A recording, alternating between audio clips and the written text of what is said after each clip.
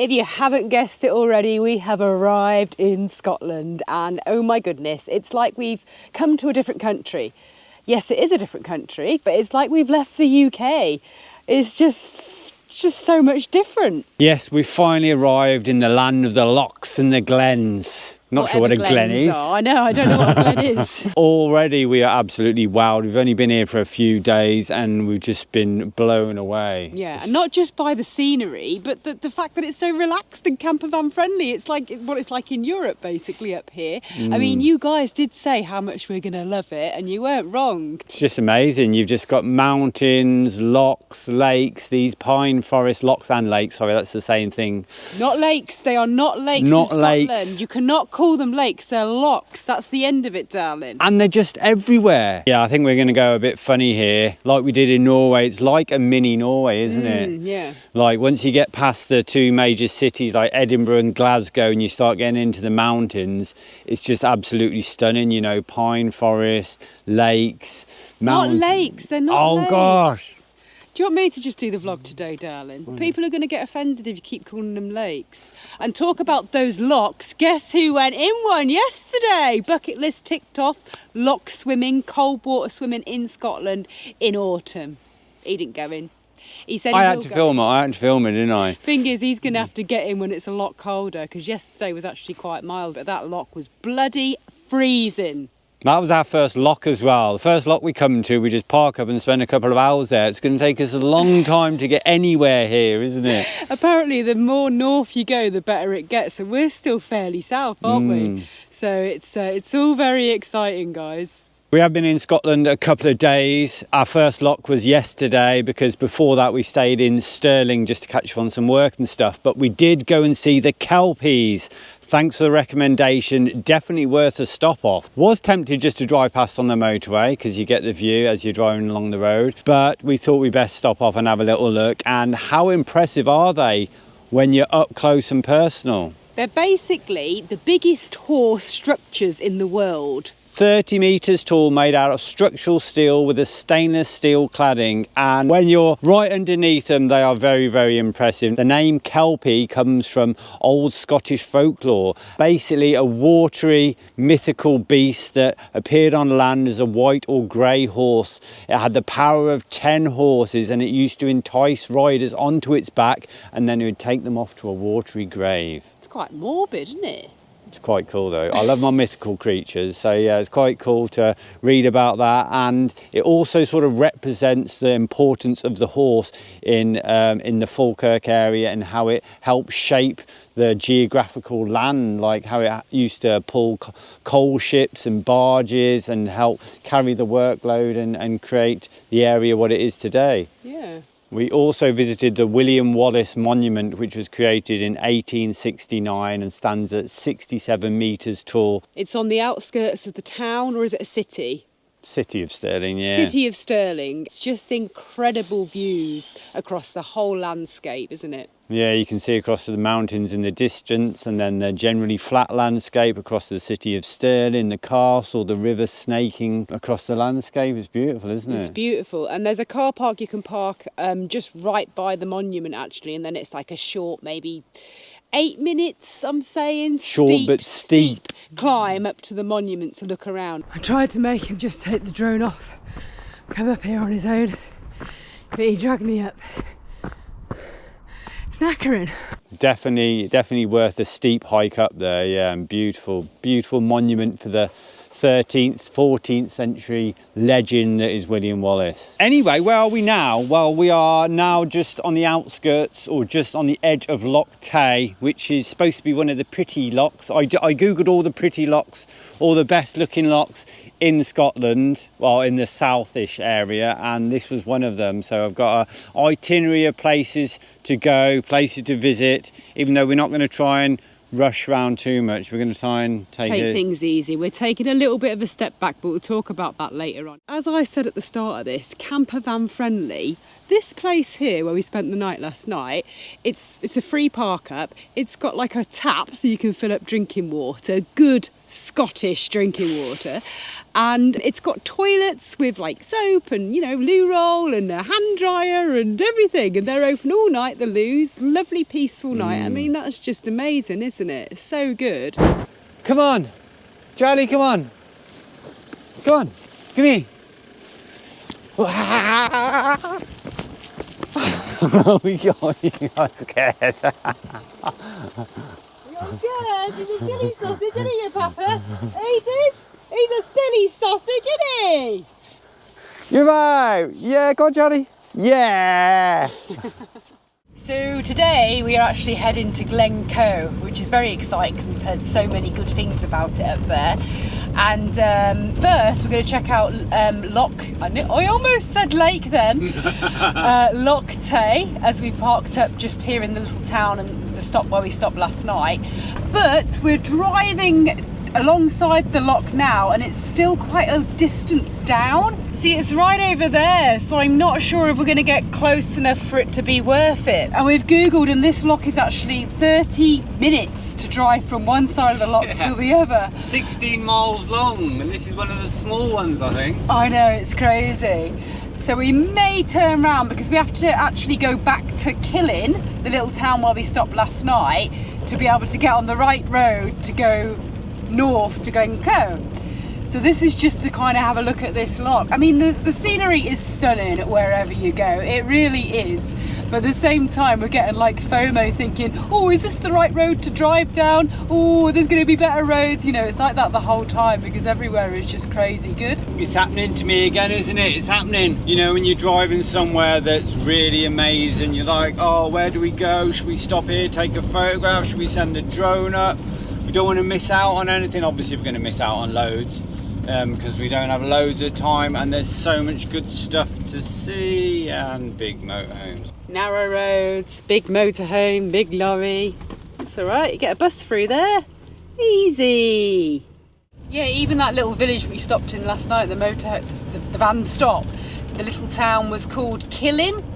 And just stunning. We walked into the town, across the bridge where there's like the rapids and little waterfalls and the river. I mean, it's just amazing. It's just all so lovely so far. And as Nick says, it is going to be a very difficult few weeks up here, I think. Should I not go there? That's where I was going to go.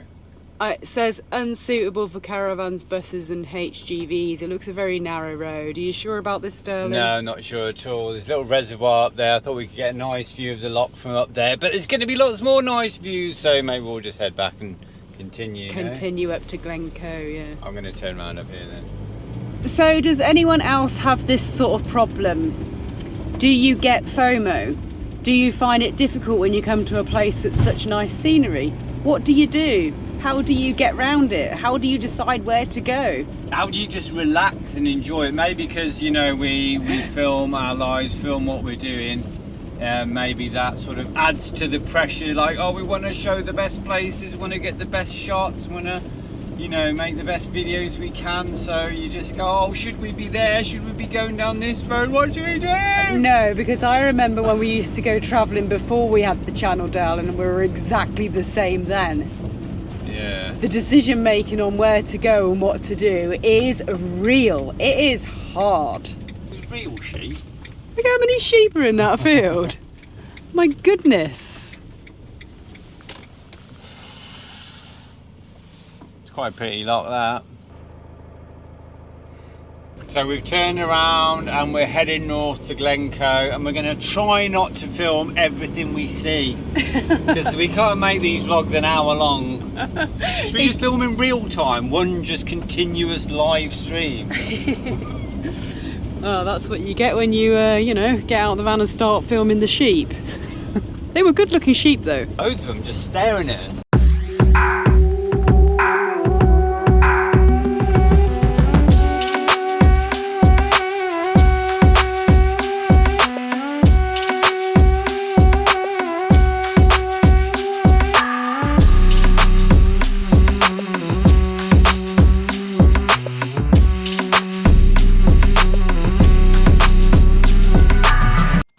This isn't the place to just be falling asleep. Just look out the window right now. My goodness.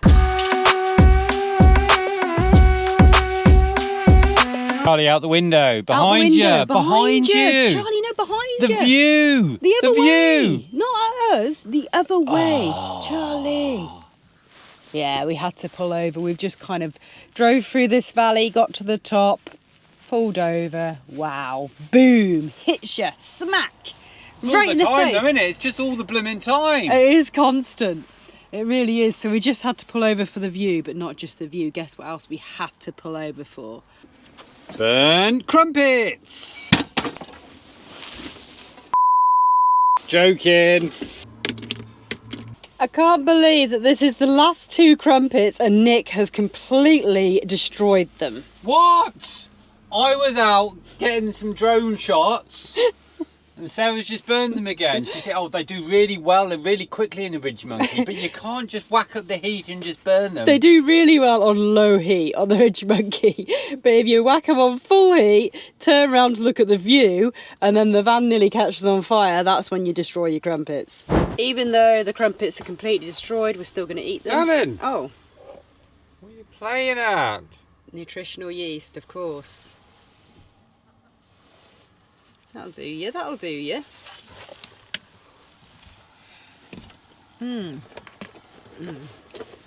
Not quite as good when you burn them. Trying out a new diet, aren't we, darling? Crumpets only. And we're into the Marmite Reserve as well. Reserves.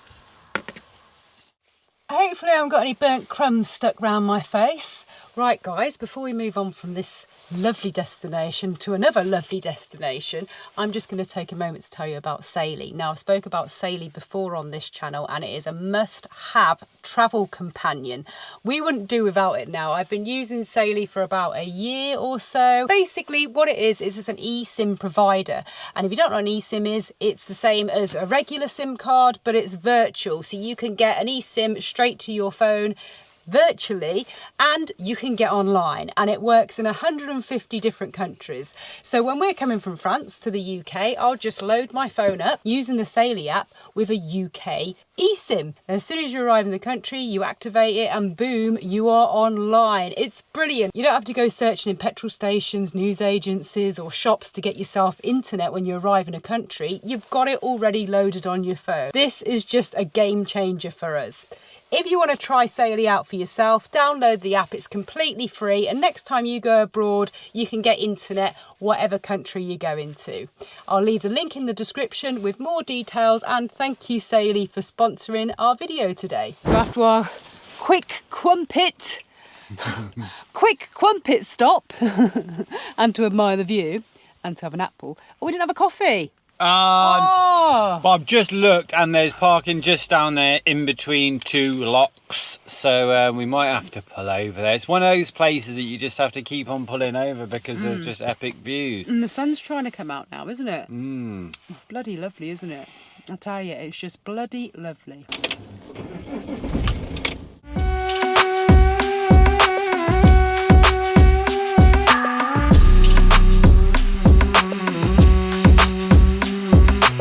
So I feel like this is the perfect opportunity to remind you guys that we put a video out last Sunday, just in case you haven't seen it, just in case you missed it, because we never put videos out on a Sunday. And it was a special video celebrating 20 years of this, the 2 of us. On top of all of that, we ended up doing like a travel vlog as well. So not only are we talking you through our 20 years together, we're showing you some lovely sights from the Northumberland coast. So yes, anyway, back to reality. Views, Scotland, epicness, cold, windy. This is some sort of game like Mallet's Mallet. Windy Sprouts. Sprouts? Sprouts, windy. Oh, very Rude, clever. but clever. Very, very clever, darling. Proud Mallet's of you. bonk. So we're about to enter the Glen Coe mountains. And if you look at the road ahead, it's like we're driving straight through these amazing mountains. Look at that road. I mean, that's pretty cool, isn't it? Incredible. This time of year, it's almost like otherworldly, like you're driving across Mars, because all the scenery is like orange. It's this dry grass. There's hardly any trees. It's quite barren. You've just got these mountain peaks and glens and little pools of water. It's amazing. Don't know how many times we're going to say amazing and I have to stunning. extend the vocabulary. Breathtaking. Come on, let's get the thesaurus out. Is this another mallet's mallet again? Yeah, we go. Breathtaking. Stunning. Spellbinding. Amazing. Fantastic. Fabulous. Awesome. Astonishing. Incredible. Magical. Epic. Outrageous. Astounding. We said that? I think we said that. Bonk. Game over. Please can you leave some comments below about words that we may be able to use in Scotland, because we need as many astonishing, amazing, ridiculously words. epic words that we can get for these coming vlogs. Just a couple of minutes later down the road and we had to pull over again because I mean look. And all these other cars are pulled over here, so we thought, well, it must be a good place, and it is a good place. So Nick's just getting the photos in. There he is. He's already had the drone up, and yeah, look at that view. Enjoying yourself, love? How incredible is this? It's just amazing. Got any words? Any other words apart from incredible, amazing? Crazy before. All of a sudden, you got these performance sports cars just pulled into the car park. That's one way to do these roads, isn't it, darling? Smells like his clutch has gone, doesn't it? Don't you think? Yeah. It stinks. They're pretty cool. Yeah, Nick says apparently you can hire these performance cars. Do it that way. Back to our super van. I will say though, it's very busy this road and there is a lot of people around. I'm not sure I'd actually want to do Scotland in the summer. No, definitely not. Midges and traffic on the roads, and you get up here and it's quite wild and desolate and you feel like you're on a massive adventure, but with loads Too many of people. It wouldn't be and the I same, think would summer it? would be a lot busier than now, wouldn't it? You'd think so. Totally, yeah. Anyway.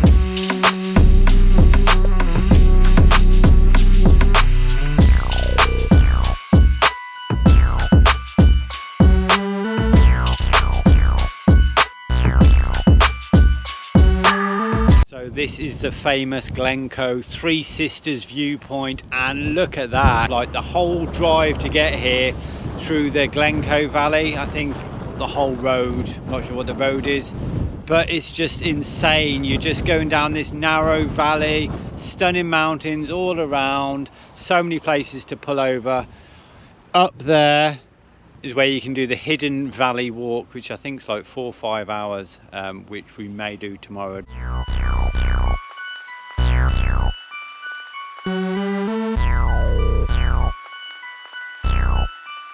You don't even have to leave your van, do you?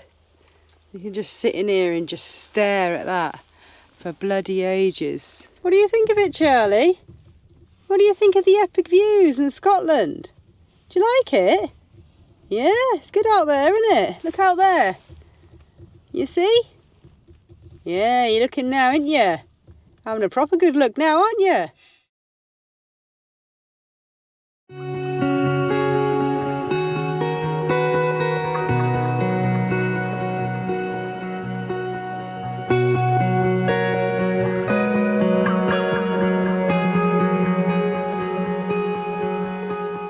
Where did we last leave you guys? Oh, we left you guys at the viewpoint for the Three Sisters, and where we were going to do the hike. We might still do it today, if not tomorrow. Not sure yet. Anyway, we're just down the road a few miles further, and this is where we spent the night. Lovely location. It's called Antor. I don't know. Well, anyway, I went for a little walk with the doggies last night. I think it's called Antor. And yeah, it's just like a little free park up. You can hear the road, but apart from that, it's pretty stunning. Yeah, really nice park up just away from the river. Mountains all around. As always. As always in Scotland. Yeah, and I think it's about a mile until the visitors centre and the little town, the little village of Glen Coe, the actual village. It's actually gone a lot colder today. It's the first like real cold day.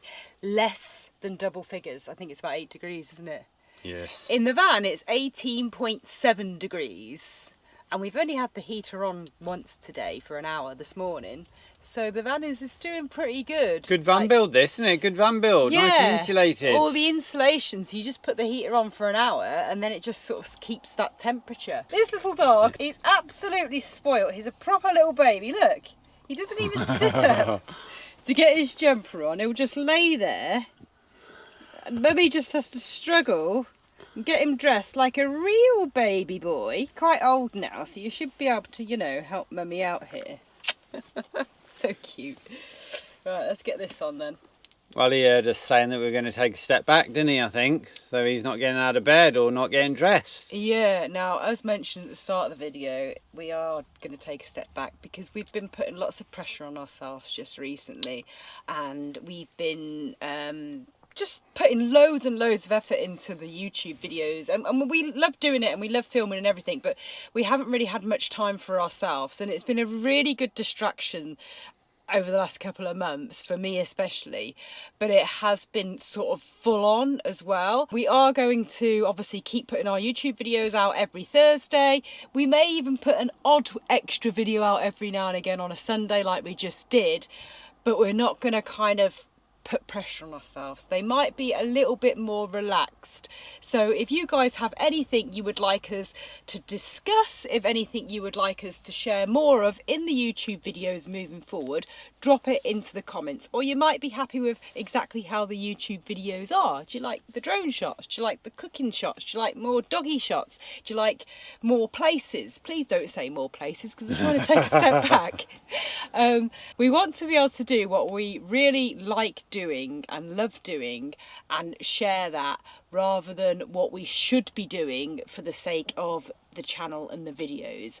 And I think if we can just focus on being happy and enjoying our lives and ourselves, that'll come across in the videos better anyway, and then hopefully you guys will enjoy the videos more. I mean, not that we haven't been doing that, it just feels like it's been hard work just lately. I think that extra video we put out on Sunday just killed us, and that made us think that we need time, like in the evening, just settle down in the evening, have some food, and then maybe put a movie on. We've got our projector screen and everything ready to go, but we haven't had time to put the we projector on. haven't had a chance yet. Or just go on the laptops and play some games or something, you know, just have a little bit of time to ourselves. It's kind of, we finished the day exploring and stuff, and then food, and then putting all the footage on, and then doing emails and all that. I think the video before last, when we went to York and we seen our friends Sally and Lawrence, that video, there was a lot of content in that video, and we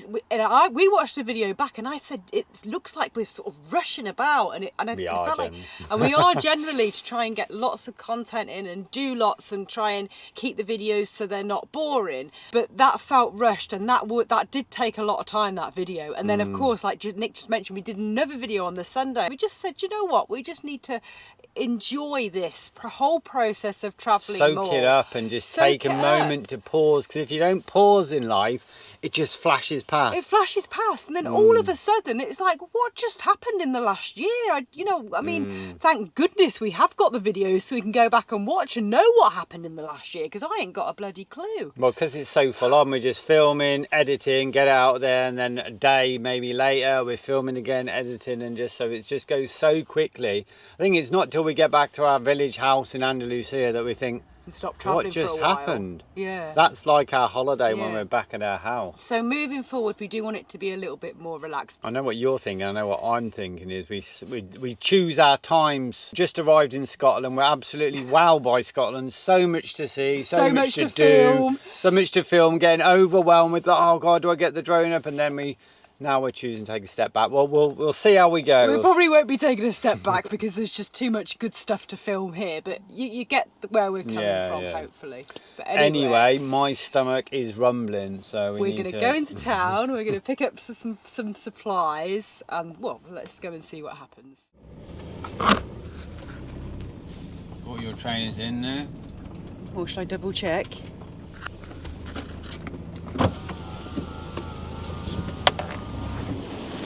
Yep, they're in. Thanks for the reminder, my love. How many pairs of shoes have we left at different locations over the years? One on this trip. I remember my action sandals getting lost, I think, on the last trip. And your shoes this trip as well. Oh, and my van shoes, yeah, my slipper shoes.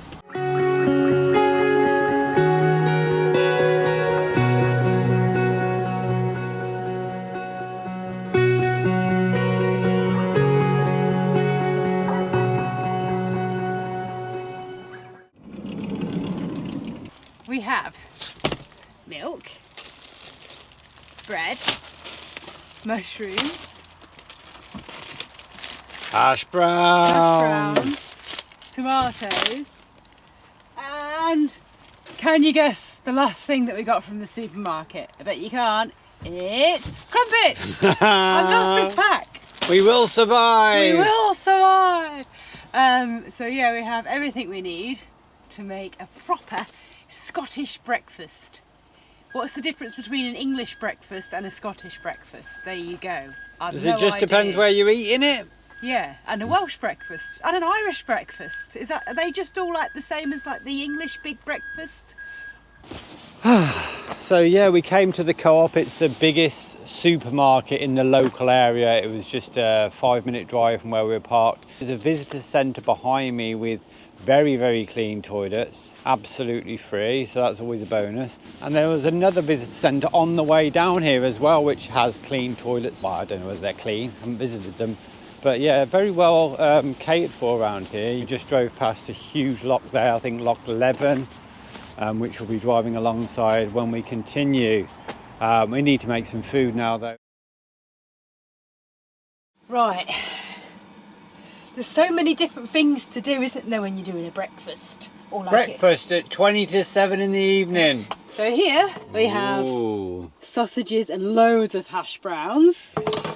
And then in this pot, at the top we have the tomatoes and mushrooms. And beans! See, Nick also said to me the other day, we haven't had baked beans yet since I've been in the UK. And it's true, we haven't. This will be the first baked bean session. And then I couldn't do it all on electric, so we had to do the eggs in this one. This bread is toasted, that's been in the air fryer. So it's kind of half toasted, but it's quite fresh anyway. And yeah, so I'm going to plate it up now before it goes cold. Are they all right? Not too overdone? These eggs look perfect. Good, good. They should be all right for you. What about you, darling? What about you? Well, I've got to do mine in a second. You're the most important one, darling. Getting yours, and mine won't take a minute anyway. Right. Seriously, how many of these are you going to eat? 4. Really? 3. 3's a magic number. You can have another always one have afterwards, yeah. I did actually do your 4. In fact, I did do your 6 because I'm only having 2. I think it was worth the wait. It's good, isn't it? I'm quite proud of myself here, darling. This little brekkie. The best meal to set you up for the rest of the day. Or to keep you warm on a cold night. That's why you need to have it hot. That is lovely, that is, darling. Look at Look at that.